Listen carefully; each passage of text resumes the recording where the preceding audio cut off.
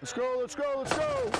Well, I'm Ed Koster. I'm the head football coach at South Paulding High School. I got into coaching because at an early age I just loved the sport. Give me some wheels! Then outside of my mom and dad, obviously the people that had the biggest influence upon me were my high school coaches or even my middle school coaches. So that's something that I'd always wanted to do. When I was given the opportunity to play college football, for me it was a natural transition into education, being an educator and coaching high school football.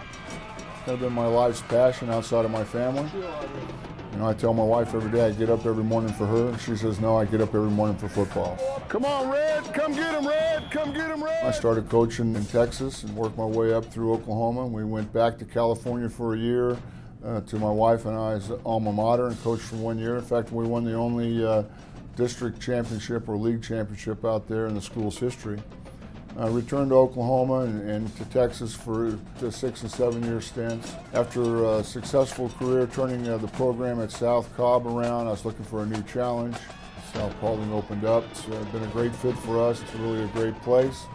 A lot of good family atmosphere, something that we enjoy, the fact that everybody's involved and it's important to people, and so we're grateful to be here.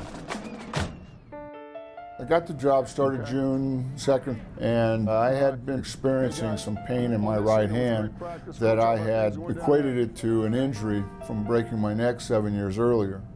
And it began to intensify from time to time, so sometime in late July we began investigating that, and we really didn't find out that I had the tumor till about the second week of August. At that time, the doctors were astonished as well as a little anxious that I was still up and walking around, seeing that the tumor was in the middle of my spinal cord.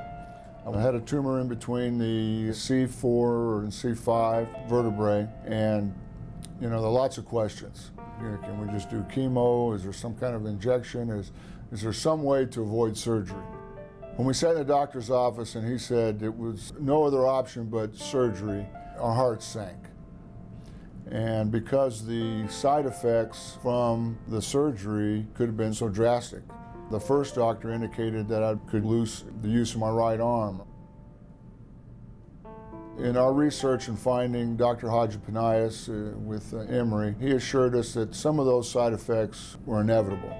However, he felt the process of surgery wouldn't be as devastating as originally stated. We have a strong faith in our Lord Jesus Christ. We believe in powers of faith and prayer, and immediately we gathered around our family and gathered around those that believe like us. Through prayer, we were able to stand forward and face the challenges. The side effects following surgery have been a number of different things. Fine motor skills in my right hand are greatly diminished. Just a general numbness of sorts from toe to chest on a day in, day out basis. I think the toughest hurdle of all was learning to walk again.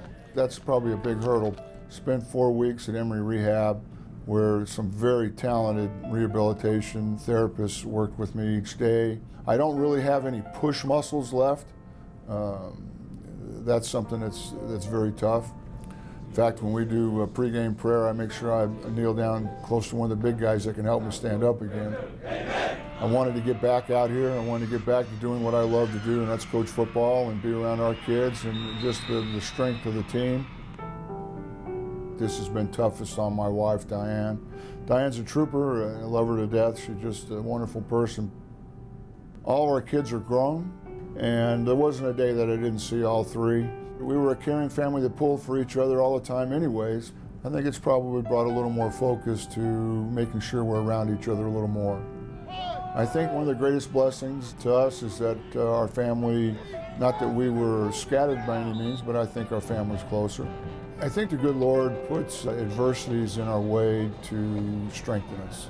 My advice to those being diagnosed with cancer, the good Lord doesn't give us anything to handle that we can't handle.